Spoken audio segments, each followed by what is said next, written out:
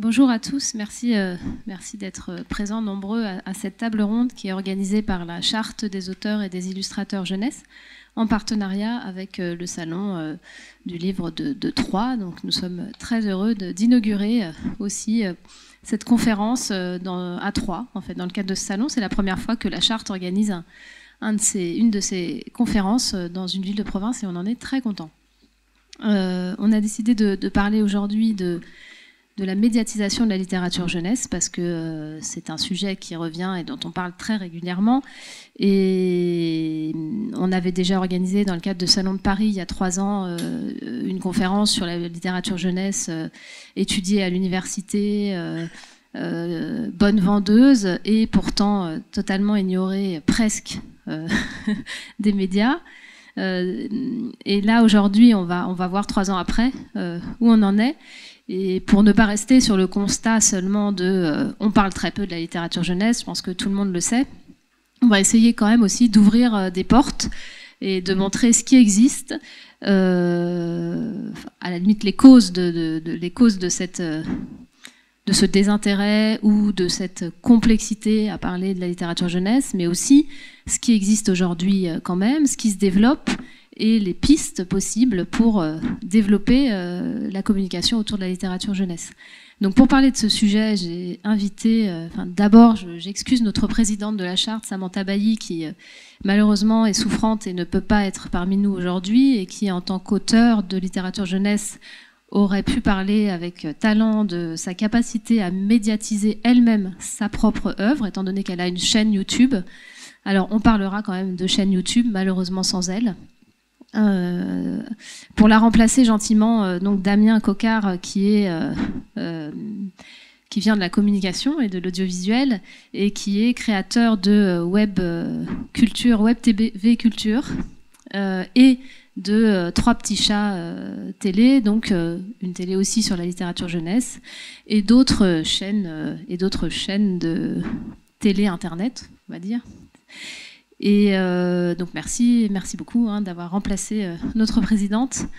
Ensuite, à ses côtés, Agathe Kalfala, qui, elle, travaille à Lecture Jeunesse, qui est un organisme qui se charge de médiatiser vraiment la littérature des ados et d'accompagner aussi des médiateurs de cette littérature, des prescripteurs de cette littérature ado.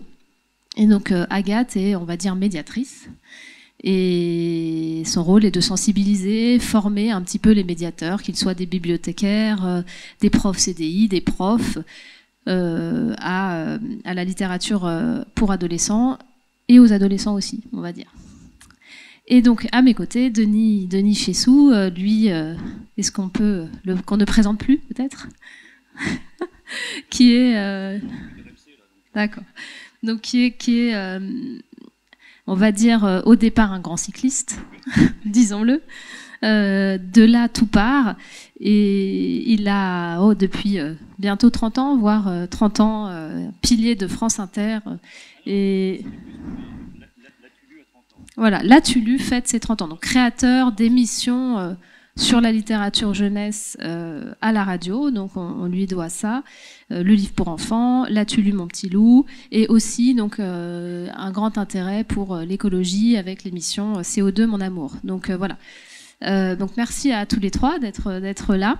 Et donc pour commencer un petit peu cette table ronde, je vais vous demander de nous expliquer chacun d'où vous vient cet intérêt pour la littérature jeunesse. Je commence alors. Honneur aux femmes. Merci. Alors, j'allais dire, voilà, 30 ans, c'est ça, de la Tulu, mon petit loup, 31 ans pour le Salon du Livre de Paris, 32 pour le Salon du Livre de Montreuil. Les trentenaires vont bien. Alors, j'allais dire, le point commun qui nous relie tous ici et dans la salle, c'est qu'on a tous été enfants et on a tous été adolescents aussi, parce que je regardais, il n'y a pas d'ados, ou alors des grands ados, des jeunes adultes, qui doivent, à mon avis, connaître aussi Samantha Bailly, parce que avoir les visages, je me dis, ce sont des lecteurs. Et pourquoi je m'intéresse à la littérature ado ? On a tous, je pense, dans son métier, en effet des raisons qu'on ignore, qu'on découvre petit à petit. Et en fait, il se trouve, ce que je disais à Carole ce matin, que je reviens sur les terres de mon enfance et mon adolescence, puisque je suis née à Troyes, que j'ai grandi à Troyes et j'ai passé mon adolescence aussi à Troyes. Mais c'est pas pour ça que je suis là aujourd'hui. Je suis là donc en tant que coordinatrice donc de Lecture Jeunesse, donc une association qui en effet promeut non seulement la lecture, la littérature jeunesse, donc pour les pré-ados, ados, jeunes adultes. On va vraiment une grande jeunesse, hein, de 12 à 25 ans. Donc non seulement fait la promotion de cette littérature, donc qui a un peu plus de 30 ans, on va dire, hein, presque 40, puisque Lecture Jeunesse a 43 ans, mais qui a vraiment vu son essor il y a 30, 20 et encore plus il y a, on va dire, oui, il y a 20 ans, quoi. On va dire, on va pas parler on va parler d'Harry Potter, bon, qui a fait grandir toute une génération, voilà, Harry Potter et tous les autres, hein, qui sont arrivés après, dans ce sillage. En tout cas, pourquoi je m'intéresse à la littérature jeunesse? Parce qu'elle est vivante, parce qu'elle est mouvante, parce qu'elle est touchante, parce qu'elle est bouleversante, comme le sont les ados.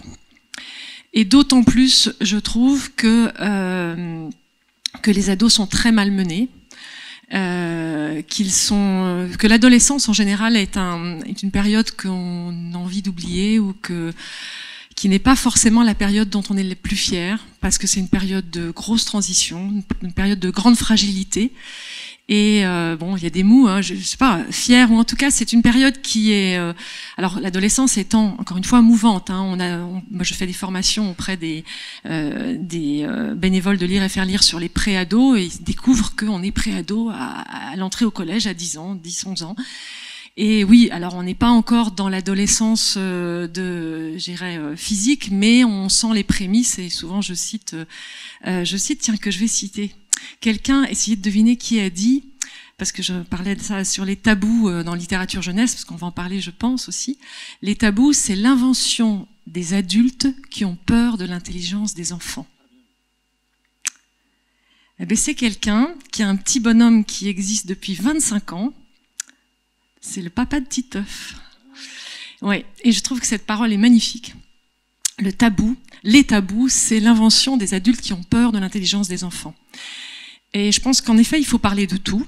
Alors voilà, je vais te bavarder, on va me couper, mais il faut parler de tout. Et les adolescents les adolescents actuels, encore plus depuis, parce que voilà, j'ai vraiment plus l'âge d'être adolescente, mais je veux dire, je suis sensible à cette adolescence parce que je trouve qu'elle est encore plus malmenée dans un monde très ouvert, où voilà, ils savent tout de suite, beaucoup, enfin ils reçoivent beaucoup d'informations, et ils sont aux prises avec un monde violent, fort, dans lequel on leur fait pas beaucoup de place. Et je trouve que la littérature jeunesse est un espace extraordinaire de révélation de soi, de création de soi, de rencontre avec le monde tel qu'il est, avec sa violence, sa force. Et je pense que voilà, c'est pour ça que je m'intéresse. Je pense on a vraiment compris pourquoi. Je pense que c'est convaincant de la passion pour cette littérature et pour cet âge aussi, qui explique ce désir de travailler. De transmettre et puis vraiment de sensibiliser vraiment que ce soit les médiathécaires, mais aussi les animateurs, enfin tous ceux qui sont en prise avec ce public pour qu'il soit à la fois moins dur, plus proche et plus indulgent, et en même temps vraiment qui transmettent cette littérature qui est très très vivante et très très large. Effectivement, comme on dit, la littérature jeunesse est une vraie littérature. Les lecteurs enfants et adolescents sont des vrais lecteurs, et les auteurs des vrais auteurs. Parce que je porte la parole aussi de la charte. Voilà.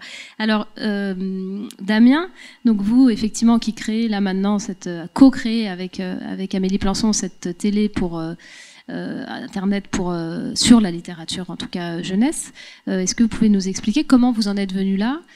Pourquoi ce média-là pour en parler, et voilà. Alors, ce parcours et cet intérêt, alors déjà, on n'a pas 30 ans, 42 ans, on est tout jeune ici, donc on arrive en nouvel entrant dans la scène médiatique et dans le monde de la littérature jeunesse, puisque nous fêtons aujourd'hui nos 1 an. J'espère qu'on aura un gâteau, mais on a été créé l'année dernière à l'occasion du Salon du livre jeunesse de Troyes. Ma démarche est très différente, puisque moi, je suis rentré je veux dire, dans le monde des livres par le monde de la communication. Je m'y suis installé avec confort et délectation, parce que c'est un monde assez merveilleux, complexe, enrichissant, valorisant.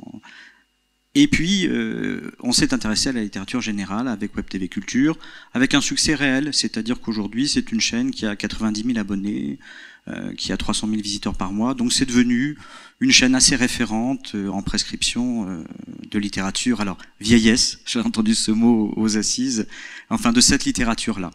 Et comme nous sommes en vidéo, les gens des fois nous reconnaissent, et sur certains salons du livre où nous animions des plateaux, il y a des parents qui sont venus voir en disant à notre journaliste, à notre présentateur, oh, écoutez, Philippe Chauveau, c'est très intéressant, j'ai lu tel livre, c'est très bien, mais alors, qu'est-ce que vous nous conseillez pour les enfants ? Et là, ça a été déjà une première découverte, c'est que la lecture, ça passe aussi par les parents, et qu'on était bien infoutus de leur faire quelques conseils que ce soit. C'était le premier constat. Alors on a essayé, enfin la vie est souvent de longs échecs qui nous permettent de petites réussites. On a essayé de traiter le sujet dans Web TV Culture, dans une enveloppe qui était dédiée peut-être un petit peu plus à la littérature générale et avec beaucoup d'insuccès. C'est-à-dire que ces émissions ne marchaient pas, ne fonctionnaient pas, etc. Donc on s'est retourné vers des gens qui connaissent, parce qu'il y a vraiment un monde différent. Les auteurs sont de vrais auteurs, mais des auteurs aussi différents. Le binôme illustrateur-auteur est une nouveauté pour nous. Et on s'est dit, on va revenir aux sources, on va revenir là où sont les auteurs, là où sont les lecteurs, les médiathèques et les salons. Et c'est comme ça qu'on a décidé de développer dans un à part, pas avec les mêmes formats, pas avec les mêmes contenus, une web TV autour de la littérature jeunesse. Voilà un petit peu ce cheminement. Donc là, les premiers résultats, c'est tout neuf. Alors. Merci. Et Denis, donc, est-ce que vous pouvez nous raconter un petit peu ? Bah oui, parce que le boulot de la radio, c'est de raconter. Quand on vous dit qu'est-ce que c'est que la radio, moi je dis ces 3 trucs, c'est 1, une histoire, 2, une histoire, 3, une histoire. Et la Tulu donc est née donc il y a 30 ans, donc il y a plein de jeunes filles et de jeunes garçons qui ont été shootés à cela par leurs parents, je suis désolé là-dessus. Après on reparlera effectivement du pourquoi, du comment sur les bouquins pour enfants. Non, moi au départ, ça a été 2 choses. Je me suis toujours intéressé au graphisme. Bon, c'est comme ça, j'ai eu cette chance-là, donc j'allais dans des expos et tout ça, donc ça me plaisait, ça m'attirait l'œil. Et puis un jour, je suis rentré dans une librairie qui n'était pas spécialisée jeunesse forcément, et je me suis dit, nom de Dieu, mais il y a quand même une richesse absolument incroyable dans cet univers-là, et on n'en parle pas. J'avais déjà 8 ans de radio, moi, je suis rentré à 22 ans donc à France Inter. Et donc après, je me suis dit comment je peux médiatiser cette affaire. Et je voyais bien que j'avais pas forcément la culture du livre de jeunesse. Et coup de peau, en 85, je fais une émission d'été qui s'appelle Macadam Soleil, j'aime bien le titre d'ailleurs. Et dedans, je me suis dit, on va mettre une part importante, enfin on va mettre une part sur le monde de l'enfance. Parce qu'effectivement, malmené, je rejoins Agathe, parce qu'on n'en parle pas, parce que l'enfant est un remplisseur de caddie, qu'on se fout de ses besoins culturels, donc c'était un petit peu ça. Et je rencontre Patrice Wolf, d'où le mot loup, non, ça n'a pas de rapport. Enfin, Patrice Wolf, voilà, qui était à la SNCF, il faisait en sorte que les trains partent à l'heure et arrivent à l'heure, et il est aujourd'hui aussi toujours à la SNCF. Et lui, il avait créé une association qui s'appelle Astéroïde. Et donc, Astéroïde en hommage au Petit Prince. Et il connaissait le secteur de la jeunesse. Alors, on a commencé à parler de livres pendant cette émission, puis après on a parlé des expositions, puis des pièces de théâtre, etc. Et je lui ai dit, écoute, le jour où j'aurai une émission, après je suis retourné à l'oreille en coin, on va créer quelque chose sur le livre pour enfants, parce que j'ai compris que la partie émergée de l'iceberg, c'était quand même le livre. Et en septembre, enfin on va dire à l'automne précisément 87, donc pile poil 30 ans, eh ben j'hérite du 6h-9h du week-end, et là j'ai carte blanche. Et donc ça c'est une joie formidable. Jean Garetto était mon directeur à l'époque, et je vous dis ça parce que c'est très important. Et en plus je lui rends hommage parce qu'il n'est plus de ce monde. Il était directeur, et il me dit, écoutez Denis, La Tulu mon petit loup, c'est un excellent titre. Bon, moi j'ai pas d'enfant, je m'en fous, ça bave, ça m'intéresse pas, etc. Mais je sais que c'est important. Et c'est aussi notre rôle que, effectivement, de parler de livres pour enfants. Il me dit, si ça marche, on le garde, Puis si ça marche pas, c'est pas grave. La goélette, la radio, c'est une goélette. On le balance. Et donc on a commencé. Maintenant, ça fait 30 ans que ça dure. Alors ça, c'était effectivement pour les prémices. C'est-à-dire que j'ai eu cette chance d'être, comme on dit, producteur, qui n'est pas le même terme que dans le cinéma. Le cinéma, c'est celui qui a le pognon et c'est autre chose. Et donc il y a eu ça. Et après, c'est vrai que ça marchait du feu de Dieu parce que c'est transgénérationnel, parce que il y avait 2 millions quand même d'auditeurs à l'époque, le samedi matin. Là, à 19h54.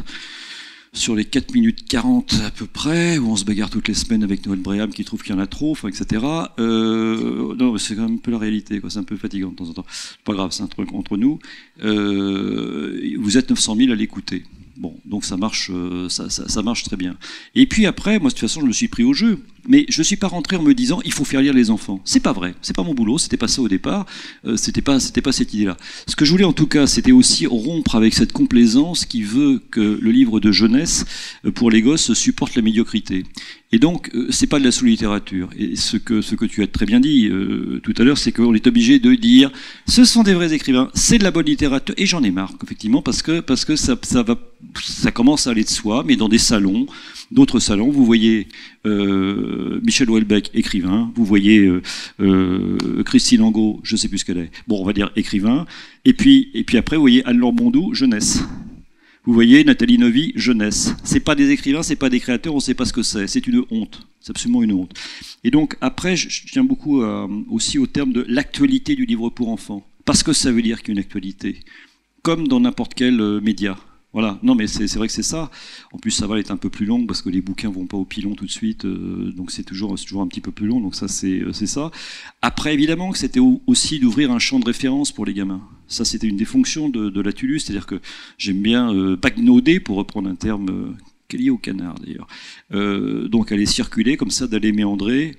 Je rentre pas tout de suite sur la question comment on fait, comment on choisit les bouquins, etc. Si tu as envie de la poser, tu la poses, mais il y a tellement de trucs à dire.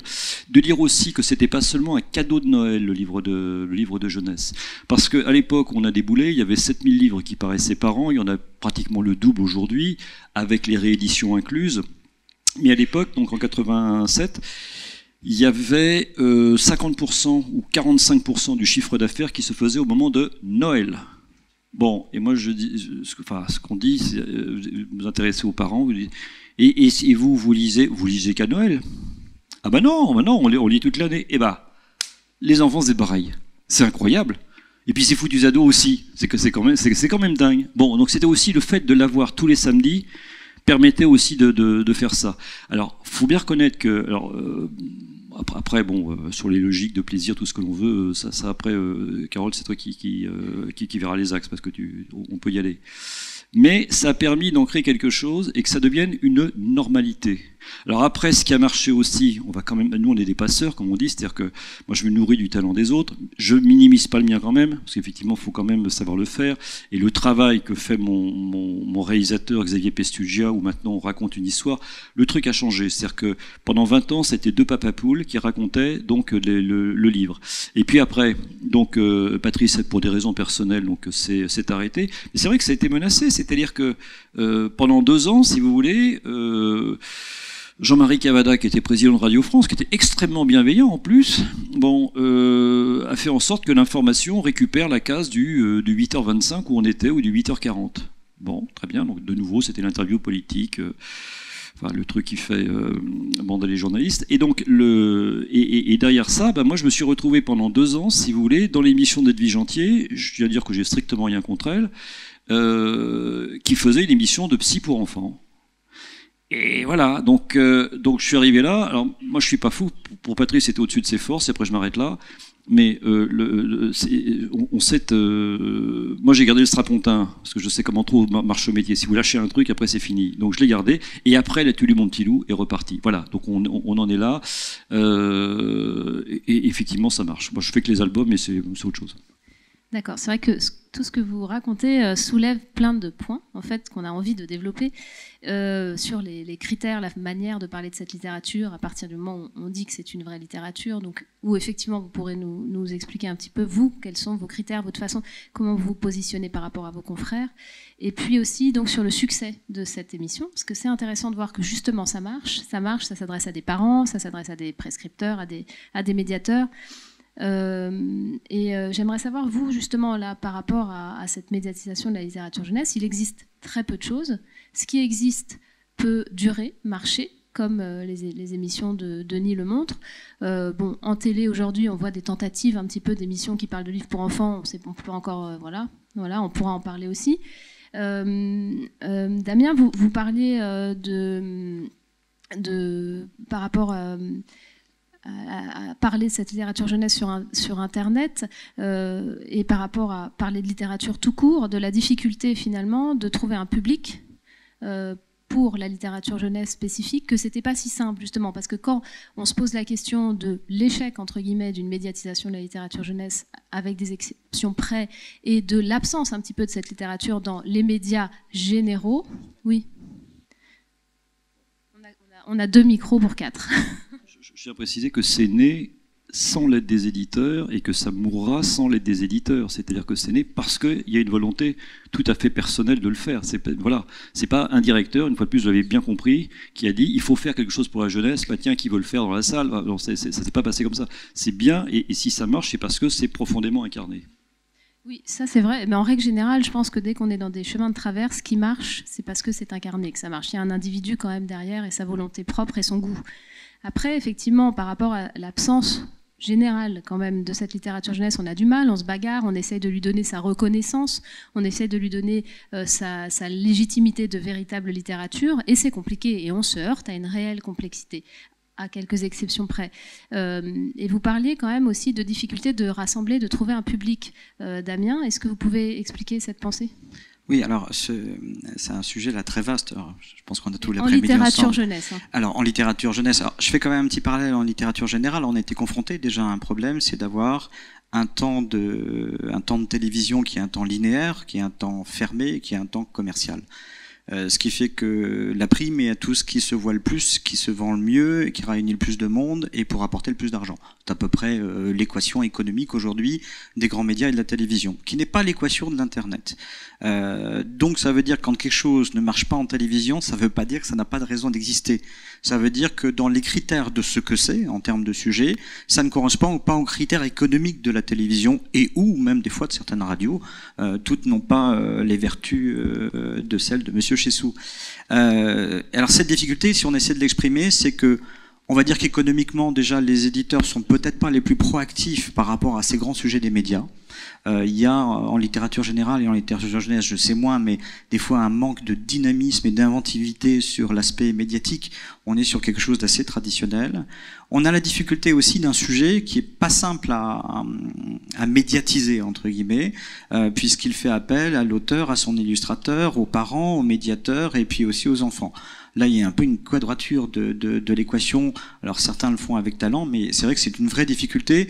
Et j'ai l'impression que les gens qui sont dans des médias rapides, où il faut faire très vite des émissions qui doivent marcher du premier coup, ils se donnent pas le temps de réfléchir à ça. Moi, je me suis donné, c'est l'éloge de la lenteur. Pour comprendre ce que c'est et pour réussir à les trouver les gens, eh bien, il faut se donner le temps de savoir comment on leur parle. Et ce temps de leur parler, c'est un temps d'apprentissage qui n'est pas inné. Donc, les médias ne donnent pas le temps. Je compare à Internet. Internet nous donne ce temps. C'est l'éloge de la lenteur. On peut se tromper 10 fois, 20 fois, ça n'a aucune importance. Et puis après, je pense qu'il faut être vraiment dans une capacité d'aller sur des niches multiples.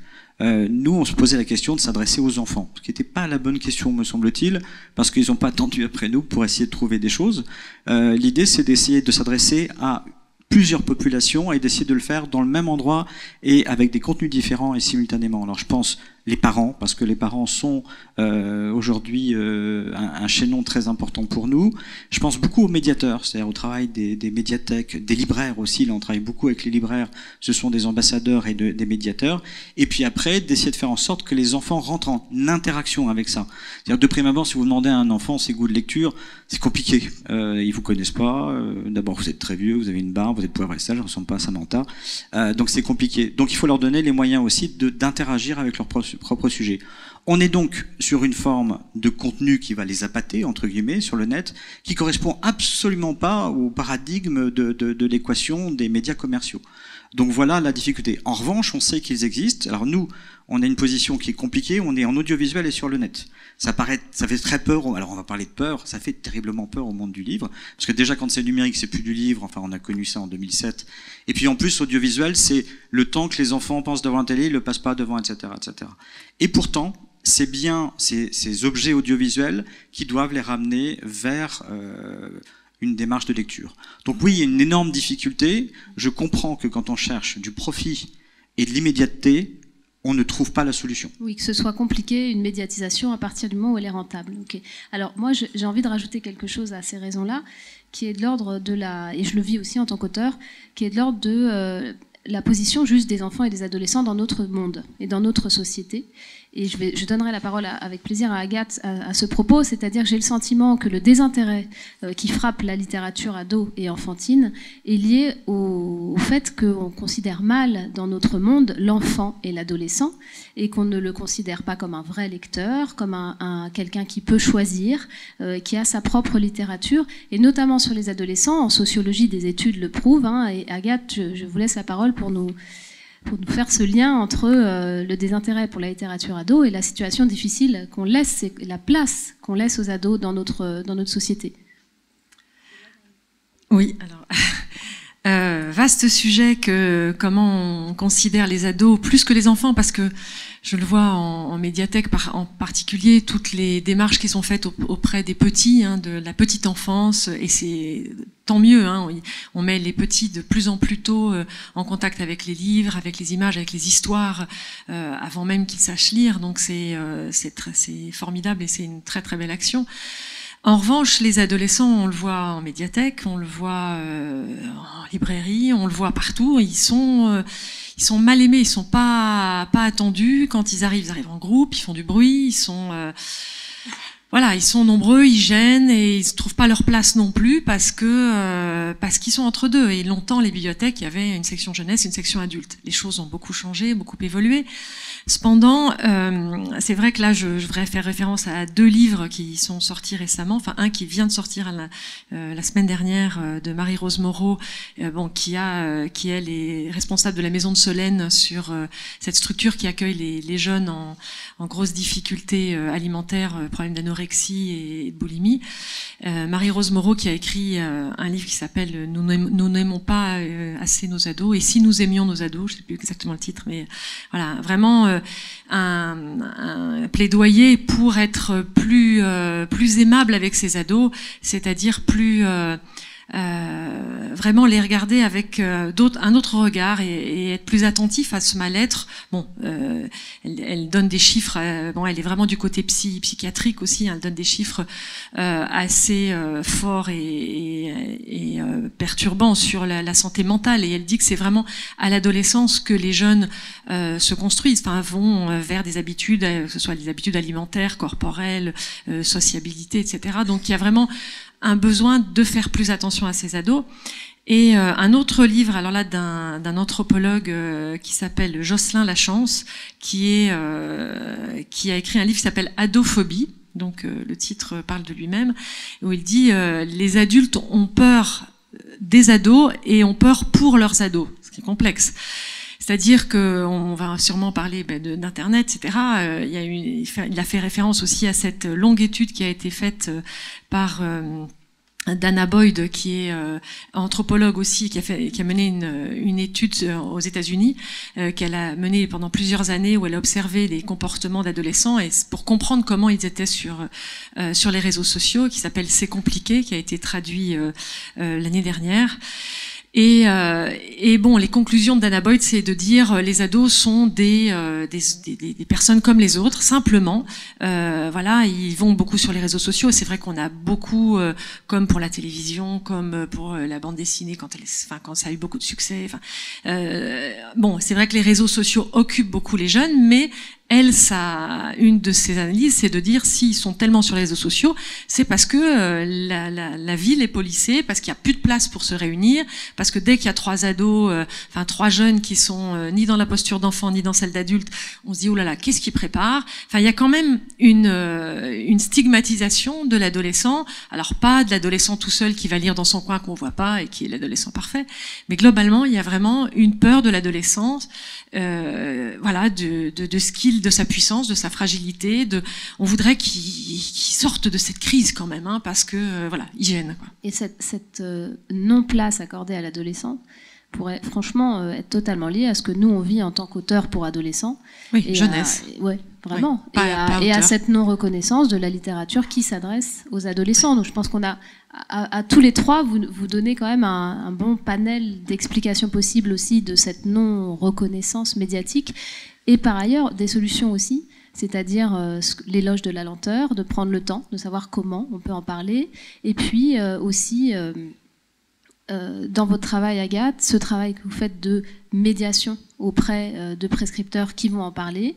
Denis, en ayant eu la chance d'avoir quand même une parole et de réfléchir aussi, j'imagine, en 30 ans à comment en parler. Et donc là, maintenant, je vais vous demander de tous les trois, donc m'expliquer concrètement votre travail dans la médiatisation, par exemple Denis, les critères d'approche, comment trouver des critères, est-ce que vous rencontrez des obstacles face à des confrères qui seraient des critiques littéraires de littérature vieillesse? Est-ce qu'on vous considère comme un vrai critique littéraire, entre guillemets? Est-ce que vous avez réfléchi sur comment approcher, quels sont, comme il y a des critères en littérature, voilà. Bon, moi j'ai cette chance inouïe de me foutre complètement de ce que peuvent penser mes confrères sur moi. Si l'émission tient, c'est parce que simplement elle existe. Parce qu'elle m'empêche de vieillir trop vite, parce que je ne vous l'ai pas dit, mais c'est comme ça l'essentiel. Faire la Tulle mon petit loup, ça empêche de vieillir trop vite. Et de ranimer de toute façon le gamin que je suis. Donc il y a ça. Donc, je ne sais même pas, je lis pas moi les confrères. Je vois de temps en temps un truc sur Télérama tomber ou un Katinki, mais je ne suis pas à l'affût de... La seule chose, c'est que quand j'ai relevé un bouquin, il y avait ce bouquin qui s'appelle Les Murs, je voulais le passer, et clac, il y a eu Télérama, je me suis dit, bon, merde, je vais pas le faire parce qu'ils l'ont fait. Bon, voilà, c'est tout. Et que c'est vrai qu'on a été un peu précurseur donc, sur beaucoup de choses. Alors, donc là, moi, le regard, je m'en fiche complètement. Je suis un mec de radio au départ, je suis pas un critique. Moi, je suis un type de radio. Vous me donnez un os à ronger qui s'appelle l'écologie, je vous fais CO2, mon amour. Alors ça, c'est des choix, hein. C'est des choix, je vous rassure, sur Inter, c'est comme ça que ça se passe. Les bouquins pour enfants aussi. Lorsque je fais mon émission sur les cartes routières, où j'invite des gens connus qui se racontent à travers des itinéraires, je suis assez artisan, j'ai envie que le boulot, effectivement, soit bien fait. Petite parenthèse, j'ai pas dit tout à l'heure, c'est pour l'anecdote, parce que, comme tu parlais effectivement du cycliste que je suis en randonnée, la Tulle mon petit loup, c'est le temps de faire un tour de pédale en grimpant le col de la Croix de Fer. Donc j'ai trouvé ce titre-là en grimpant le col de la Croix de Fer. À l'époque, voilà, j'appelle Patrice, il n'y avait pas de portable. Figurez-vous qu'il n'y avait pas de portable, c'est incroyable, machin en bakélite, donc là-haut, voilà. Et pour être très juste, je lui ai dit, voilà, j'ai pensé à un titre, parce que ça c'était au mois d'août pour le mois de septembre, on allait débuter en septembre, la Tulle, mon petit loup, tac, c'était comme ça, et hop, je redescendais. Je referme la parenthèse. Après, notre boulot c'est de donner envie, c'est d'être des passeurs. On s'appuie sur le talent des autres, on a un autre talent, mais en tout cas, c'est celui des créateurs.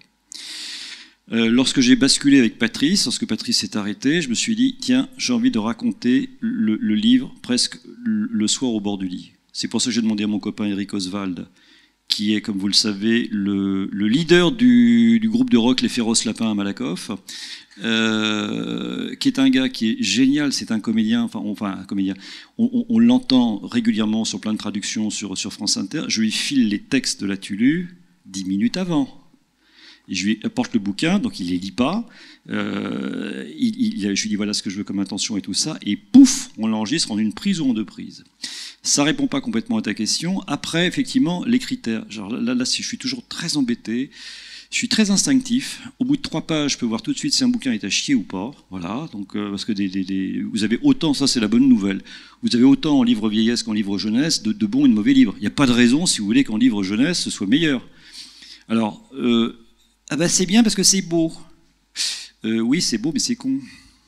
Le beau ne suffit pas. Voilà. Vous voyez aussi des trucs très mal foutus. Je n'ai rien contre les anciennes instituts, parce que mais je reçois de temps en temps des manuscrits. Et alors, c'est truffé de pédagogie insupportable. Excusez-moi, je ne fais pas de généralité. Alors, d'abord, je dis aux gens, attendez, moi, je ne suis pas éditeur. C'est pas mon boulot. J'ai une lettre type, parce que je ne suis pas éditeur.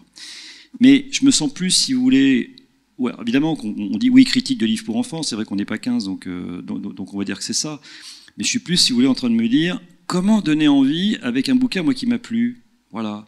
Et parce que le graphisme m'a plu, parce que ça a été ces critères que l'on s'est dit. Et puis, comment être aussi le meilleur comédien possible. C'est génial quand vous avez des mômes d'être au bord du lit. Vous êtes le meilleur comédien du monde, même si vous êtes mauvais. C'est pas vous êtes la maman, vous êtes le papa.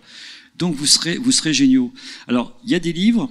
Je me dis, je ne sais pas comment les prendre. Alors, les imagiers, on en a fait. Ça. Même s'il n'y a pas de texte, je les prends. Une chose qui n'est pas neutre, c'est vrai que là, vous avez une spécialiste des romans pour ados. Moi, j'ai rien contre l'adolescence. Les adolescents m'emmerdent. Non, je plaisante. Non, mais c'est vrai que c'est pas ça. C'est que je n'ai pas le temps et je n'ai pas l'envie. Parce que je trouve que pour Latulu, l'esprit d'enfant, je vous le disais tout à l'heure, moi, il se ravive en gros entre 1 an et 12 ans. Voilà. Après, il y a les réseaux sociaux. Ils n'ont plus besoin de moi. Même si à l'époque, on a quand même été les premiers à sortir le Harry Potter, je suis assez fier de ça, etc. Donc il y en a eu quelques-uns quand même qu'on a sortis. Mais après, ils n'ont pas besoin. Ils n'écoutent pas France Inter. Ils ne savent même pas que ça existe. Vous voyez, ils écoutent Facebook, vous écoutez les uns les autres sur votre iPhone et vous tombez un truc sur France Inter. C'est très bien podcasté. Hein. Malgré tout, Latulus, c'est quand même 75 000 connexions par semaine. Hein. Donc ça marche bien. Mais après, je me dis, ah ouais, celui-là, il est bien comme bouquin, mais je ne sais pas comment le prendre parce que j'arrive pas à le traduire en radio. On n'arrive pas à tout traduire, si vous voulez, en radio. En tout cas, moi, j'ai pas ce talent-là. Voilà. Et puis, comme je suis très hédoniste, je me fais plaisir. Je veux pas m'embêter avec Latulu. Moi, c'est vraiment ça. Je pense qu'il me plaît. Alors, ça veut pas dire que les autres bouquins sont pas bons. C'est-à-dire qu'il y a plein de pépites que je peux pas passer parce que j'ai 4 minutes 35 à tout casser, quoi. Donc c'est ça. Et tant qu'on est comme ça, alors après, si vous voulez faire une grille de lecture, moi j'aime bien évidemment les bouquins de la rue. On a été très fiers, parce qu'on a été les parrains des éditions du Rouergue. À l'époque, ils ont sorti leur premier ouvrage, Olivier Douzou, Jojo Lamache. Bon, increvable, Jojo Lamache. Après, vous avez Yo-Yo l'ascenseur, vous avez tout ça. Donc c'est du Douzou pur jus.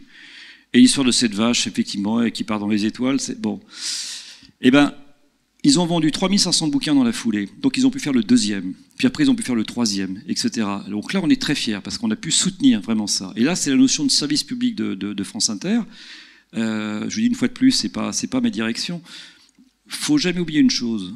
Enfin, non, tu me relanceras tout à l'heure parce que je trouve qu'on n'a pas assez dit de trucs sur le pourquoi les médias s'y intéressent pas. Ah mais alors, Agathe était très bonne sur le côté la relation. Non mais c'est vrai que je ne vous ai pas donné la parole sur pourquoi les médias n'en parlent pas, comme vous aviez parlé de ce que vous faisiez. Mais si vous vouliez rajouter quelque chose sur pourquoi les médias n'en parlent pas, comme ça après on pourra passer bien sûr, après tout ce que tu veux.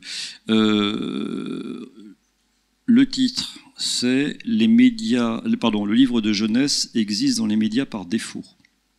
Aujourd'hui, c'est la réalité.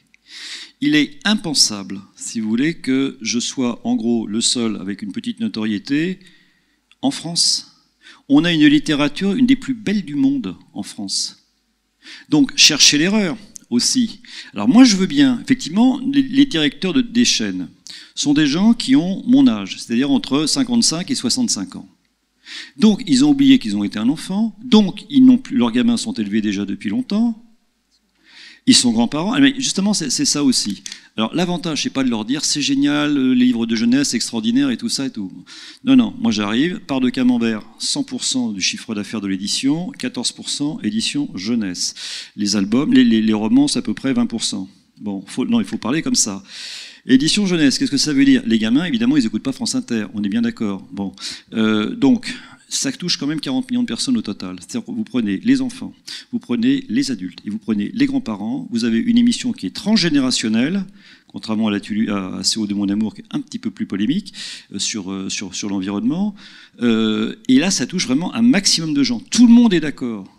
Là, ce qu'on a eu comme réaction là, de Macron, il commence à se réveiller les uns les autres en se disant « Ah bah oui, c'est dans le premier âge que ça merde, il faut mettre le paquet sur la maternelle, donc les classes de 12, etc. et tout ça. » Mais c'est un côté très utilitaire, c'est-à-dire qu'on est dans le côté lecture, écriture, apprentissage, si je fais ça, égale réussite sociale. Soyons clairs, c'est quand même ça qui est derrière. Bon, nous, on rentre avec la notion de plaisir, avec Latulu. Alors ça participe, évidemment, de tout cela. Je constate que, si vous voulez, la stratégie des éditeurs donc, a été de mettre le paquet sur les bibliothécaires, sur les médiathèques, sur les libraires, etc. et tout ça. Ils se sont foutus, globalement, des médias. Je suis un peu désolé aussi, c'est-à-dire que... Pour vous, ça vient des éditeurs, alors, ah oui, mais c'est pour ça que je voulais prendre la parole, c'est-à-dire que il y a à la fois un désintérêt des journalistes, mais, attendez, rendez-vous désirable pour moi. Vous voyez ? Si vous arrivez effectivement avec un cache-colle et un page-muraille, vous n'allez pas vous trouver terrible. Bon, donc faut aussi être capable aussi de cela. Qu'est-ce qu'ils ont fait? Mais ils n'ont pas foutu grand-chose en 15 ans ou en 30 ans. Moi, je suis une exception. C'est pour ça que je disais que l'Atelier Montpellier est né sans l'aide des éditeurs. Alors, ils soutiennent par des affiches. Attention, bon, ça va, je vais pas. Mais globalement, est-ce qu'ils ont eu une stratégie? Est-ce qu'ils ont eu une espèce d'entrisme, une espèce de lobbyisme dans les médias? Ben non, ils l'ont pas eu. Donc c'est impensable. Autant je savais que l'environnement allait prendre, il y a 25 ans quand j'en ai parlé, moi j'étais tout seul, quand j'ai commencé avec CO2 mon amour, les gens faisaient pas la différence, si vous voulez, entre le brame du cerf et l'effet de serre. Bon, très bien. Maintenant ils arrivent un peu mieux, parfait. Mais sur les bouquins pour enfants, donc maintenant il y a plein d'émissions qui en parlent. Donc là je suis plus tout seul, parce que les événements ont bougé. Mais sur les bouquins pour enfants, et pourquoi il n'y a pas eu d'autres là-dessus du bon petit loup? Pourquoi il n'y a pas eu tout ça? Alors oui, effectivement, alors il faut aussi comprendre comment fonctionnent les médias. Les journalistes, on a tous un bon ego, tous un très beau nombril, parfait. Et donc aussi, ce qui marche aussi, c'est quand même l'incarnation, ça veut dire aussi la vedettarisation. Moi, les petits copains m'ont dit, à l'époque, n'était pas connu, PEF n'était pas connu, Suzy Morgenstern n'était pas connu, Timothée de Fontbelle n'était pas connu, on était parmi les premiers à le sortir aussi, etc. Et donc les copains me disaient, qui tu as comme bon client? Bah, je te dis, attends, tu vas prendre Alain Serre comme à la Rue du Monde, comme éditeur, etc. C'est-à-dire qu'il y a aussi un mode d'emploi qui n'a pas été intégré. Il n'y a pas vraiment d'auteur jeunesse bankable, on va dire, et qui va faire venir un public, c'est ce que disait Damien aussi. C'est ça, oui. mais en même temps, c'est pas très grave, parce que si l'émission est bonne, nous on a prouvé justement, c'est pas normal que ce soit plutôt moi qui soit la vedette, plutôt que les bouquins pour enfants, en définitive. Bon, mais on peut prouver aussi qu'on peut arriver à intéresser les gens. Et là, je vous le dis, parce que ça, c'est du off. Avec Bunel, on voulait faire la petite librairie. Bon. Ben oui. On est filmé, hein, c'est pas que du off. Hein. Ouais, mais c'est pas grave, mais on peut le c'est pas vrai. On le fait aujourd'hui pour des questions de... Ah, c'est pas moi qui le décide, mais de France Télé, ça se fait pas. Bon, ça se fait pas. Mais peut-être que ça se fera un jour. Mais ce truc-là, ça fait 3 ans qu'on l'a en tête, 3-4 ans. Donc voilà, pas lui, hein, c'est-à-dire que voilà, on s'en occuperait, ce serait sa production, etc. et tout. Donc là, je trouve que ce serait un vrai signal. Là, ça serait un gros changement. S'il y a une petite librairie, oui, ça serait un énorme changement. Mais on n'y est pas. Et l'autre chose aussi, là je peux en parler, mais c'est pas fait non plus. Cette année, ça va être un marqueur quand même intéressant. Le 25 novembre, j'ai droit à une émission, c'est très sympa de la part d'Inter, spéciale, entre 17h et 18h, sur les 30 ans de la Tulu. Autrement dit, ils vont bouger la case là des rediffusions de Nagui, ce qui ne sera pas un drame sur une semaine. Bon, et donc va y avoir donc cette émission-là. J'ai essayé d'avoir Pénac, il peut pas, il n'est pas là. J'ai essayé d'avoir. Il faut quand même des. Enfin, il faut des têtes d'affiche. Mais oui, je suis désolé, il faut aussi des têtes d'affiche. Il ne faut pas que des têtes d'affiche, mais il faut aussi des têtes d'affiche. C'est-à-dire que d'excellents auteurs, illustrateurs que je connais, mais qui vont pas être très bons, alors qu'ils sont excellents dans leur boulot, j'en ai plein. J'en ai plein. Et des bons qui font les deux, j'en ai heureusement aussi. Voilà. Mais ça veut donc dire que cette émission-là, il y aura peut-être des bouts pour faire un pré-pilote, comme on dit, d'une future émission qui sera toujours l'Atelier Mon Petit Loup, mais qui aura peut-être 20 minutes. Vous voyez? Donc c'est ça. Et c'est vrai aussi que ça marche parce que je suis en interne et que je suis crédible. Voilà. Donc c'est pas ça. Mais ce que je veux dire, c'est que les éditeurs ne nous ont pas aidés. Autant les journalistes se sont peut-être pas intéressés, mais le côté victimisation permanente, j'en ai marre. Alors c'est plus le cas maintenant. Donc, par voie de conséquence, les auteurs et illustrateurs. Mais c'est pas aux auteurs et illustrateurs forcément d'aller faire le taf. Quoi. Après, en même temps, en polar, c'est les auteurs qui ont fait le taf.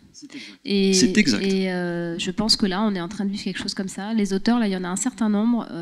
On a un bon petit tempérament. Et je pense qu'on est en train aussi de faire le taf, là. Et souvent, ça vient des auteurs, quand même, finalement. Comme la société civile où ça remonte. Oui, je pense que c'est quelque chose comme ça, parce que c'est les auteurs de polar qui ont créé les salons de polar pour que le polar soit reconnu.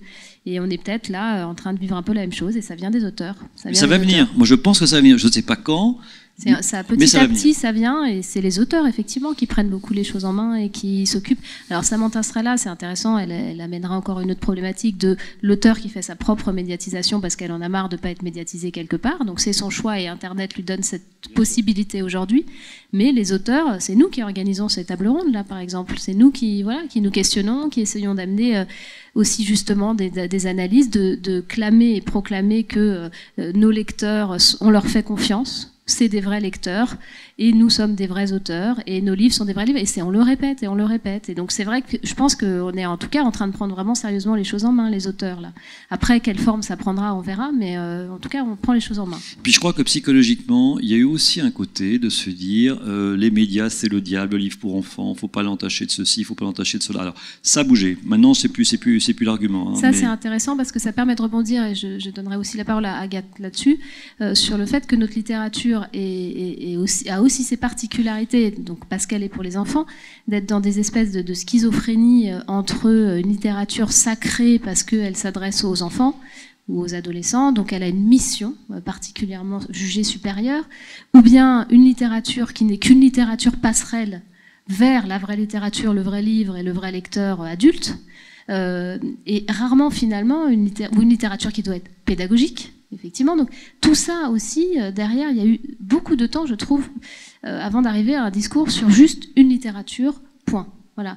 Et effectivement, même Harry Potter y a participé, je pense, il y a eu des choses comme ça, et je pense que quand même, malgré tout, aujourd'hui, reste beaucoup d'injonctions qui sont liées à cette littérature. Et Agathe, je pense que par rapport à la littérature ado, vous pouvez nous en toucher un mot, peut-être. Alors oui, je voudrais peut-être revenir sur les critères dont vous parliez, comment on sélectionne. Donc Denis disait, moi je lis, je passe à la radio, donc en 4 minutes, je sais pas combien de 2 livres, voilà. Nous, on se réunit à Lecture Jeunesse, on a des comités de lecture 2 fois par mois. Ça réunit à peu près 25 personnes, de professionnels du livre, donc bibliothécaires, professeurs documentalistes, youtubeurs, animateurs littéraires, etc. Et on lit beaucoup de livres. On fait 60 chroniques par trimestre, mais évidemment, on en a lu au moins 3 fois plus. Et donc, une des particularités, c'est justement dans la revue qu'on édite trimestriellement, c'est de chroniquer et d'essayer de trouver des critères les plus objectifs possibles, parce que là, on n'est pas du tout sur ce qu'on aime ou ce qu'on n'aime pas, c'est est-ce que ça va intéresser un ado ou pas. Donc, et pourquoi oui et pourquoi pas, et pourquoi celui-là par rapport à la masse, parce qu'on en reçoit énormément, donc on chronique non seulement des romans, mais aussi des documentaires, des BD, des mangas, du théâtre, donc vraiment beaucoup de genres, hein, pas seulement de romans. Et voilà, une des choses que l'on essaie vraiment de faire, c'est ça, c'est de se dire, c'est pas j'aime ou j'aime pas. Et puis, contrairement à l'album, on peut pas en 3 minutes décider qu'on aime ou qu'on n'aime pas, hein, parce qu'on n'est pas sur, bon, même si chez les pré-ados, on a aussi le journal d'un dégonflé en particulier, et tous les livres dans cette veine-là, hein, qui partagent, enfin, qui sont à la fois de l'illustration et du texte.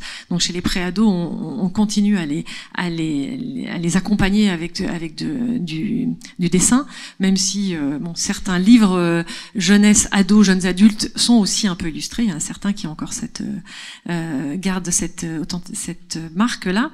En tout cas, voilà, on doit lire aussi des livres. Par exemple, hier, au bureau, on a reçu le dernier Jérém Star. Voilà, je sais pas s'il y en a parmi vous, s'il y en a qui ne connaissent pas Jérém Star, oui. Mais Jérém Star est une star chez pas tous les ados, mais en tout cas c'est une star de YouTube, de la télé-réalité. Et il se trouve qu'il a écrit sa biographie et qu'il dit, alors une autre petite citation, je me suis dit celle-là je la resservirai, que un ado qui lit c'est un téléspectateur de télé-réalité en moins.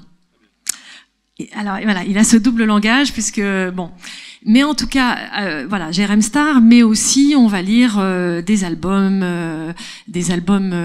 alors sans âge. Et j'ai un autre exemple. J'étais la semaine dernière à Rouen sur un autre salon du livre, et il y avait une présentation d'un livre absolument magnifique qui s'appelle La Leçon. Je ne sais pas d'ailleurs s'il n'est pas dans la sélection de Troyes.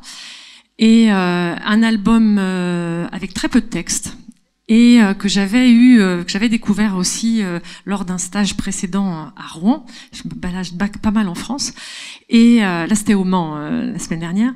Et cet album, donc qui se trouve en librairie dans les bacs à albums pour enfants, se trouve être un album de jeunesse. Que l'éditeur a dû, alors pas sur le livre, hein, mais sur le site, dire à partir de 7 ans, mais c'est un album avec une fin, qu'on appelle une fin ouverte, c'est-à-dire, voilà, à chacun de trouver sa fin. Et pour moi, typiquement, je pense aussi à un album de, je sais plus son prénom, de Dieu, qui s'appelle À nos ancêtres, 1 minute de silence à nos ancêtres, voilà, qui est un énorme album sans texte, excepté la dernière page avec la lettre. Qui, quand il est arrivé, par exemple, à Lecture Jeunesse et qu'on l'a présenté en comité, il y a vraiment 1 minute de silence, et j'en ai encore des frissons.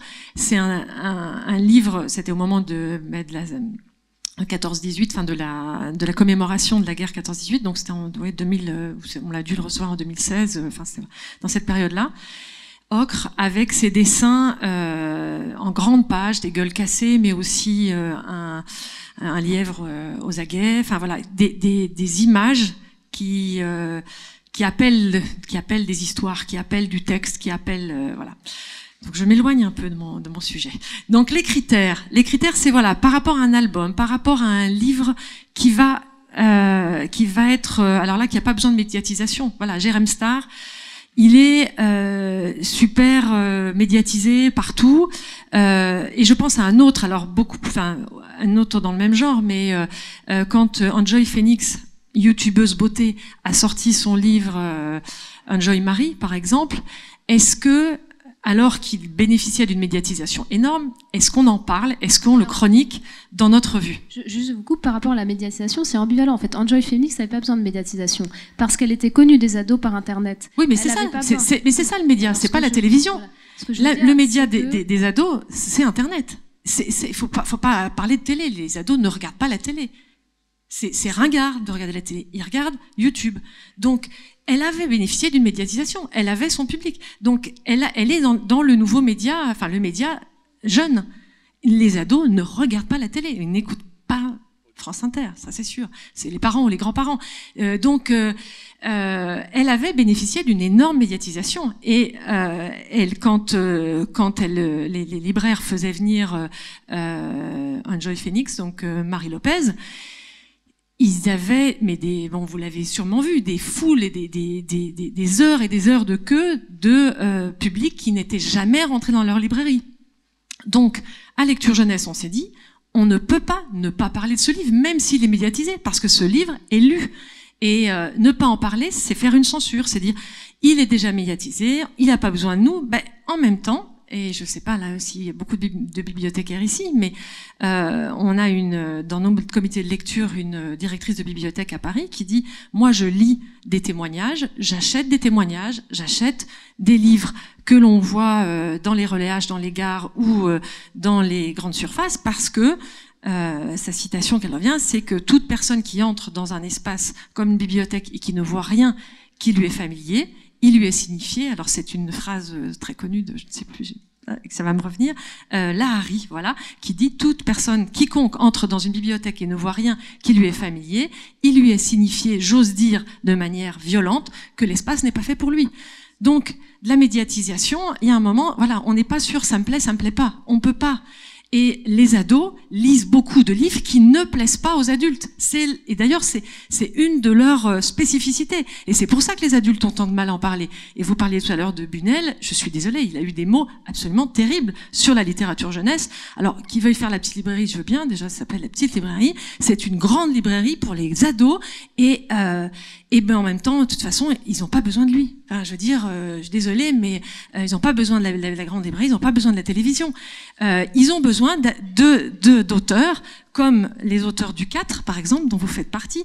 Et là, je pense que je reviens, enfin, je me porte un faux sur les éditeurs. Je trouve que Syros et Nathan qui ont sorti cet énorme, enfin, c'est un coup de pub énorme. U4, qui a échappé à U4?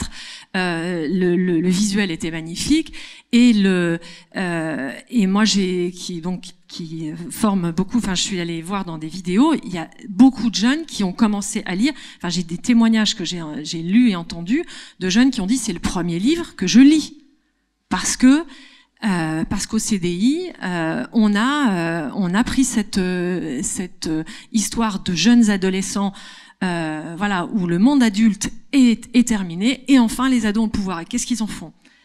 Et voilà, donc je pense que c'est vrai que la médiatisation, elle est là. Enfin, elle est faite. La médiatisation, là, c'est vrai que U4, ça fait partie des livres qui ont marché très vite. Le bouche à oreille a fonctionné sur U4. Les ados ont leur propre bouche à oreille miraculeusement parfois, et c'est vrai que là, dans ces cas-là, ça peut complètement se passer de médiatisation, et ça existe grâce à la fois une bonne mise en place, à la fois, et je pense une conjoncture en fait de tous les gens qui en parlent. C'est-à-dire qu'avec U4, la chance qu'on a eue, c'est qu'on a eu à la fois les prescripteurs avec nous, parce que c'était un projet littéraire de qualité, des auteurs de qualité, des scènes communes, ce pari littéraire incroyable. On a eu les grandes surfaces avec nous, avec la mise en place Nathan Syros énorme et un vrai projet potentiellement porteur, etc. Donc on a eu à la fois, et on a eu aussi quand même de la presse, pour le coup de la télé, etc. Des affiches et les CDI qui se le sont appropriés, et les bibliothécaires, parce que c'était des auteurs déjà connus aussi, des CDI. Donc on a eu, je pense, aussi le succès de cette conjoncture, et aussi un besoin de littérature française qui marche et qui est du blockbuster et qui n'est pas de l'éternelle traduction. Et les librairies, on avait vraiment marre de la traduction. Donc les libraires, on a eu aussi les libraires avec nous. Oui, c'est vrai. Ne l'oublions pas. Donc voilà, on a eu toutes les possibles pour que ça marche. Je trouve ça dommage que derrière, d'ailleurs, on soit reparti tout de suite sur des traductions anglo-saxonnes, et que j'aimerais bien qu'on défende encore des projets comme ça français, en mettant tous ces moyens-là, et que toute la chaîne du livre y soit, et les bibliothécaires aussi. Voilà. Mais après, U4, ça veut dire que c'est possible, et ça, c'est génial. Après, sur les trucs de... effectivement, on peut se dire que peut-être que les adolescents n'ont pas besoin de médiatisation pour faire leur choix, et dans ce cas-là, aller jusqu'à finalement la solution, c'est un lien direct entre l'auteur et le lecteur sur Internet. En même temps, je pense qu'il y a un vrai rôle quand même en littérature jeunesse des prescripteurs, des profs de CDI qui jouent un rôle énorme quand même en littérature ado, des bibliothécaires qui essayent de créer des clubs de lecture. Donc je pense qu'il y a quand même des choses qui passent. Ah non, mais je dis pas qu'il n'y a pas besoin de médiatisation, ça c'est pas ce que je dis. Hein, et après, derrière, c'est vrai que est-ce que la médiatisation au sens c'est une vraie littérature pose la question de, quand on parle de cette littérature, est-ce qu'il ne faut pas aussi donner la parole aux adolescents et aux enfants? Et donc dans des émissions, finalement, dire c'est eux nos lecteurs, allons-y, donnons-leur la parole à eux, comme font d'ailleurs beaucoup de clubs d'ados qui font des prix où c'est les ados qui votent, ou des enfants d'ailleurs, comment écrire maintenant de plus en plus des critiques à des ados sur les livres qu'ils aiment. Et donc là, je sens que le temps passe, et je crois que le temps passe. Oui. Donc je crois qu'on a 1 heure normalement. Donc de dire, est-ce que dans tout ce qui existe, on ne pourrait pas aussi imaginer et donner la parole à des enfants ou à des adolescents, trouver d'autres formes en tout cas, c'est ce qui marche avec les ados, reconnaissance. Avec les ados, c'est les booktubers. Enfin, c'est typiquement, je vais te redonner la parole, mais là, on a vraiment des communautés de lecteurs qui parlent de passion, qui partagent leur passion et qui disent « Nous, on ne se substitue pas à la critique. On est là pour partager notre passion, pour parler de livres, parce qu'on n'en parle pas ailleurs, voilà, de livres qui nous intéressent et d'univers qui nous intéressent. » Je reviendrai peut-être rapidement sur ce constat où il y a des marges de progression entre la relation entre l'auteur, l'éditeur et le média. Donc là, je pense qu'on a tous un travail à faire qui est un travail vraiment de fond. Alors je pense que ça commence à se mettre en place. Je pense que les assises du livre jeunesse avaient vraiment cette volonté-là. Et puis il y a d'autres volontés. Je pense que la charte les porte, mais il y a vraiment besoin de se rencontrer pour progresser sur un territoire et un terrain qui n'est pas celui qu'on connaît habituellement sur la littérature générale. Ce que je veux dire simplement, c'est que comme on n'y est pas, ils sont partis ailleurs.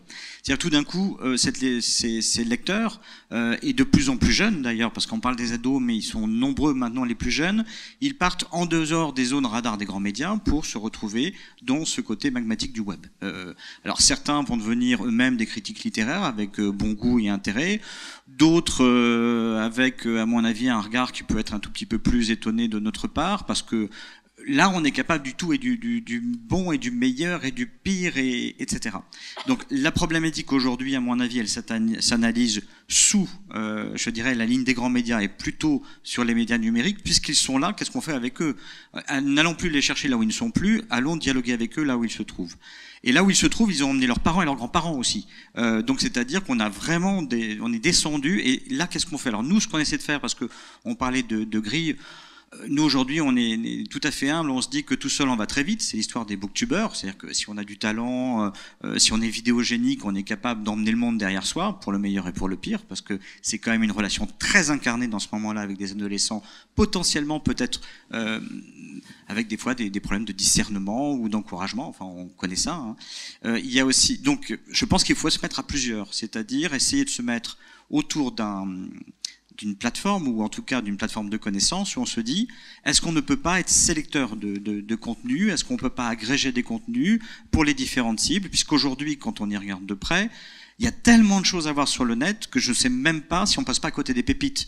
Moi, je me méfie beaucoup, je le connais en littérature générale, des livres dont on parle beaucoup, dont on se convainc les uns les autres, même les journalistes qui sont géniaux, on les reçoit sur des plateaux, et entre nous, soit dit, on se dit, on regarde en se disant, mais quel taupe ce bouquin, c'est mauvais, mauvais, mauvais. Donc j'ai une méfiance aussi sur... Alors ça m'intéresse pas, un mauvais livre qui se vend bien, bon je dirais que c'est tant mieux pour l'éditeur et puis très bien pour l'auteur. Moi, ce qui m'intéresse aussi, c'est de petits grands auteurs qui passent complètement sous les radars, parce qu'il y a un moment, il faut une amorce. C'est comme une réaction chimique. Exactement. Alors c'est génial si un ado s'en empare et tout d'un coup le met en avant. Il y a de fortes chances, on est sur 14 000 titres, c'est ça à peu près, il y a de fortes chances que ça passe en dessous. Donc là, il faut peut-être aussi que nous, on soit de nouveau des médias, c'est-à-dire en capacité de se mettre à plusieurs en repérant des pépites. Alors des pépites avérées, qui ne nous plaisent pas, ça je pense que c'est important. Moi, sur Web TV Culture, ça m'arrive de faire un Marc Lévy, parce que je sais qu'il y a une partie de mon lectorat qui le lit, mais aussi des choses hyper rares, comme des premiers romans, des livres d'illustration peut-être un petit peu rares, etc., qui vont avoir du mal à être connus. Donc ça, c'est peut-être notre rôle, et je crois pas je pense qu'il faut être là d'une grande humilité. C'est-à-dire écouter ce que font les ados, mais aussi avoir un regard d'adulte, et puis écouter aussi les médiateurs pour essayer de faire une sélection la plus large possible. Éviter, en tout cas, de passer à côté du bonheur qui est toujours tout feu éteint, c'est-à-dire de l'éclairer. Donc notre rôle, c'est de voir des choses et de les éclairer. Et pour rebondir sur la part de l'enfant là-dedans, moi, je reste convaincu que c'est eux qui prendront le pouvoir sur ces médias. Alors, on l'a commencé, nous. On a vraiment traité les trois publics. Hein. Une conférence comme aujourd'hui intéresse peu les enfants et les ados, mais elle sera sur TroisPetitsChats.tv parce qu'elle peut j'espère qu'elle vous intéresse, vous ou d'autres. Il y a beaucoup de choses à faire autour des parents. Les parents, des fois, sont dans une incertitude totale quant à choisir un livre. Moi, le côté Noël, tête de gondole, avec le truc, on prend tout de suite ses prêts de la caisse. On a vraiment là un rôle vis-à-vis des parents. Toi, tu le fais très bien, mais on a à le continuer à l'année et en volume, c'est-à-dire garder presque une bibliothèque idéale de ce genre de choses. Donc ça, c'est une chose que peut faire aussi une web TV. Et le dernier moment, c'est donner la parole aux enfants. Alors on a commencé, nous, à le faire avec les marmots. Alors c'est quelque chose qu'on a travaillé avec la médiathèque aussi. C'est de proposer un choix de lecture à des enfants qui font un vrai travail de lecteur. Mettre une en-tête qui soit un vrai travail d'éditeur, c'est dire voilà, nous ce qu'on a pensé du raconter, faire le pitch entre guillemets pour que les parents comprennent, mais derrière dire ce que les enfants ont compris, ont vu et ont lu. Et là, on se rend compte que leur manière de dire et de parler des choses n'a rien à voir avec notre vocabulaire. C'est pour ça que notre journaliste, quand on lui a dit tu vas faire de la lecture jeunesse, il m'a dit mais je me tire une balle. Je sais pas dire que ça c'est bleu, ça c'est doré, que le crocodile il est mignon, qu'il a le nez qui coule, et puis que le petit lapin il fait caca. C'est à peu près ça. Hein. Mais les enfants vont nous remonter. Alors les plus jeunes vont nous remonter ça. Les ados, je pense que c'est encore un ailleurs. Mais soyons donc, je dirais, ensemble pour essayer de voir tous ces signaux, pour pouvoir aussi donner un endroit où on peut avoir un choix éclairé. C'est un peu 18e, mais je veux dire, les bibliothèques sont immenses, c'est comment on éclaire des choix d'une manière objective, et comment on le fait sur Internet, parce qu'ailleurs, on veut pas de nous. Non, mais il faut pas se battre. Voilà. Après, je trouve ça intéressant ce que vous dites, parce que c'est vrai, quand on dit par exemple que chaque âge a ses peurs, les enfants ont des peurs, si on essaye de les rassurer avec nos moyens d'adultes, ça marche pas. C'est-à-dire que si un enfant qui est terrorisé par une sorcière, on lui dit ça n'existe pas les sorcières, on décuple sa peur.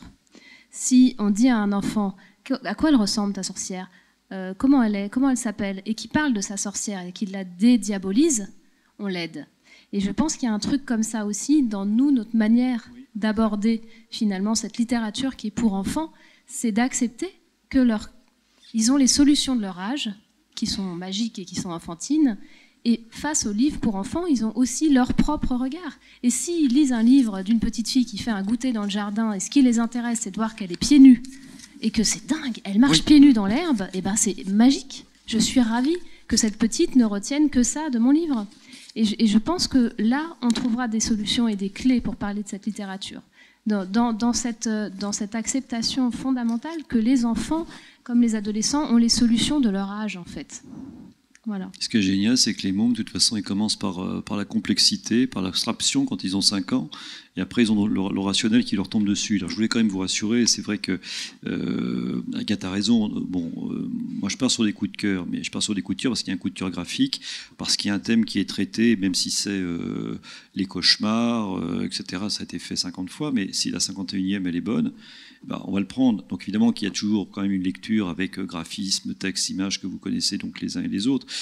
Voilà, oui, c'est le coup de cœur, mais c'est pas quand même que le coup de cœur. Genre pour preuve, on a quand même sorti les premiers Claude Ponty, on a sorti les premiers Nathalie Novi, j'achète 13 anciens combattants, l'histoire de la petite taupe qui voulait qu'on lui fasse dessus. La première fois, c'était ça. Oui, ils en ont vendu 4000 tout de suite, c'était un bouquin chez Milan, etc. Donc on se loupe pas, vraiment on se loupe pas. Et d'ailleurs aussi, c'est assez marrant, moi j'ai toujours, c'est plutôt une question de flemme, j'ai jamais voulu être dans des prix parce que je bosse assez tout seul. Alors je bosse pas tout seul quand même, je tiens aussi à rendre hommage aussi après Patrice Wolf à Véronique Corgibet, qui était une femme formidable qui a travaillé à mes côtés pendant 6 ans. On a fait un guide d'ailleurs des indispensables de l'atelier Mon Petit Loup chez Gallimard avec elle. À Lucie Kosmala qui est aussi qui travaille sur Cosette, que j'aime beaucoup, trentenaire. Et puis Chloé Marot pour Cosette, et Lucie Kosmala qui travaille avec moi actuellement, qui a 26 ans. Donc moi, ça m'intéresse bien d'avoir des regards aussi, justement, différents. D'avoir une fille de 26 ans, c'est génial, parce qu'elle a un autre regard. Puis moi, j'apprends quand même aussi des tas de choses. Et par exemple, tous les prix, si je me réfère aussi bien aux sorcières qu'au prix de Montreuil, l'atelier a toujours présenté l'album qui allait gagner avant. On l'a présenté en septembre, en octobre, etc. Et après, ça sortait. C'est tout, ça va pas plus loin que ça, mais je veux dire que effectivement, on arrive quand même à sortir des trucs. Et c'est vrai que l'atelier aussi a validé quand il y a des gens qui se disent « Ah bah oui, il y a le coup de tampon de l'atelier, on peut y aller ». Attention, je ne minimise pas le travail des jurys, hein, ils font très bien leur boulot. Mais on ne s'est pas quand même complètement loupé. Donc c'est vrai que notre grille de lecture, elle est comme ça, mais quand même. Après, sur les prix et tout, je pense que c'est encore autre chose. Oui, c'est vrai. Parce que c'est vrai que sur les prix, c'est... Je pense que c'est encore autre chose, parce que c'est pas forcément les livres qui plaisent le plus aux enfants non plus. Enfin, non. Tout ça est, je pense, encore un autre sujet compliqué. Mais voilà. Donc là, je pense qu'on a quand même dit un certain nombre de choses, certainement pas tout ce qu'on voulait dire, et c'est multiple. Ce que je vous propose, c'est qu'on se donne rendez-vous dans 3 ans pour voir tous les 4 où on en est, si et que les auteurs illustrateurs, faut les soutenir, parce que si vous voulez, ils sont tellement mal payés. Non mais disons-le, on a eu un article en plus dans le Monde, ça on le sait. Je veux dire que c'est une honte C'est une honte. Alors c'est vrai qu'ils sont obligés de pisser de la copie, qu'ils sont obligés effectivement de faire des tas de bouquins. Moi je vois effectivement du Roland Badel partout au kilomètre, ou etc., ou bien du Éric Batu, parce qu'ils sont obligés, parce qu'ils sont mal payés.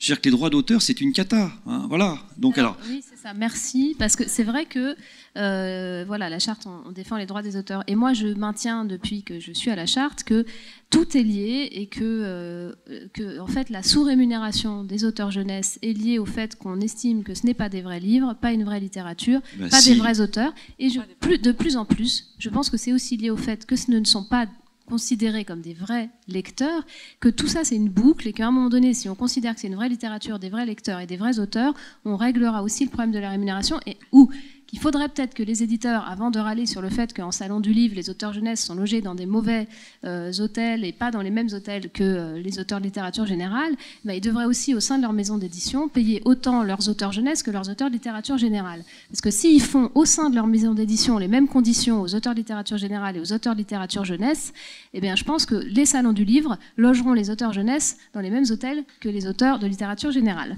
C'est vrai. Non, mais parce qu'ils sont, voilà, ils sont ça c'était la charte. La littérature vieillesse sont plus vieux, donc ils ont des problèmes de dos et on les soigne davantage que vous. Mais de même que la Tulu a permis de démocratiser entre guillemets le livre enfin l'album pour enfants. Ça, maintenant les gens se posent plus la question. Voilà, c'est dans le paysage. Moi j'aimerais pouvoir avoir une émission un peu plus longue et sans du tout faire attention, c'est de la jeunesse. Non. Je recevrai, par exemple, les 4 là, qui étaient là ce matin. Je veux dire que c'est des gens que je pourrais recevoir dans une émission si j'avais la place. Mais on est des vrais auteurs. Justement, mais sans du tout justement dire ça, que ça aille de soi. Voilà. C'est-à-dire qu'à un moment, il ne faut plus dire, c'est comme l'écologie, c'est-à-dire que quand on n'emploiera plus les mots d'environnement et d'écologie, c'est que c'est bon, ce sera passé un peu partout, développement durable, on n'en parlera plus, etc. Bon, c'est pareil, on ne fera plus la différence, ce sera des auteurs. Terminé. Et c'est vraiment. Mais cette distinction auteur-jeunesse, elle est française. Hein. Dans d'autres pays, exact. Elle n'existe pas. Elle n'existe pas. C'est juste des écrivains. Et dans certains pays, ils sont très étonnés quand on dit nous, on est auteur-jeunesse et les autres sont écrivains. Ah bon, mais nous, on est tous écrivains. Donc, de fait, voilà. Donc, c'était bien ce que tu disais. Que je pense que quand même, il y a un truc qui vient aussi des éditeurs dans le respect de cette littérature.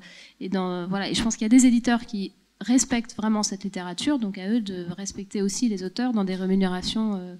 Égalitaire et équitable en tout cas. C'est pas normal que l'on ait autant, si vous voulez, on est dans une république littéraire, c'est très important chez nous. Vous allez aux États-Unis, c'est pas vrai. Hein. La place de l'auteur, si vous voulez, ça n'a rien à voir avec la place d'un auteur français, même des stars. C'est important, oui, mais pas plus que ça. Pas plus que ça. Tandis que chez nous, même si vous voulez, dans des coins un peu reculés, d'où je viens d'ailleurs, l'auteur, on est, ah oui, c'est un auteur. Voilà, c'est ça. Et donc, il y a une fois de plus, il y a un décalage inouï entre la qualité, que ce soit vraiment dans les bouquins pour ados, pré-ados, albums, peu importe. Il y a une école française qui est une merveille et qui donc n'est pas effectivement assez mise en valeur. Mais on va y arriver. On va y arriver parce que ça bouge. Vous le dites tous, et effectivement, on y arrivera aussi grâce au net. Il y a le meilleur et il y a le pire. On va prendre le meilleur. Voilà, c'est très bien. Voilà. Et ça va continuer. Alors, oui, vas-y. Je dis 1000 merci à tous les trois. Et puis, on finira sur les mots de « on va y arriver ». Merci beaucoup.